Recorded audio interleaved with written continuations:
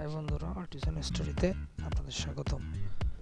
আপনাদের আজকে যে জায়গাটি দেখাতে নিয়ে এসেছি সেটা হলো কাতারের কর্নিশের আশেপাশেই। লোকেশনটা অনেকেরই পরিচিত যারা কাতার প্রবাসী।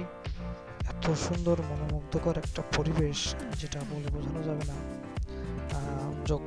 কাতারে যত প্রবাসী বাংলাদেশি ভাইয়েরা আছে এরাই চিনবে, জায়গাটি অবশ্যই চিনবে। এবং আমার মনে হয় না যে এখানে বসবাসরত আমরা যত বাঙালি প্রবাসী ভাইয়েরা আছি এখানে কেউ না আসছে। দেখেন রাস্তাঘাটগুলো কত সুন্দর। আর কর্নিশ পাড়ের এই যে সিম্বলটা দেখা যাচ্ছে এটা খুবই পরিচিত, খুবই পরিচিত।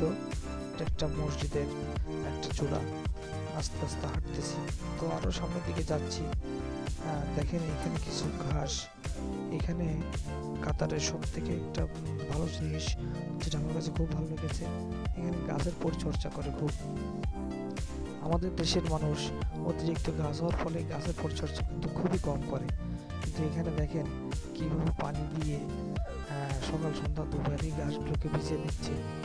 অনেক টাকা ব্যয় করে শুধু সামান্য ঘাসের পিছনেই।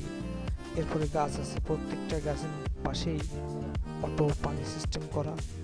এখান থেকে অটো সকাল সন্ধ্যা পানি ঝরে, ঘাসের উপর দিয়েও পানি ছিটিয়ে দিয়ে সকাল সন্ধ্যা, যেটা আপনাদের দেখানোর চেষ্টা করছি। সূর্যের আলো এসে পড়ছে অবশ্য আমার ক্যামেরার সোজাসুজি। হ্যাঁ, খুবই ভালো লাগে, যা ভিডিও না করে থাকা যায় না।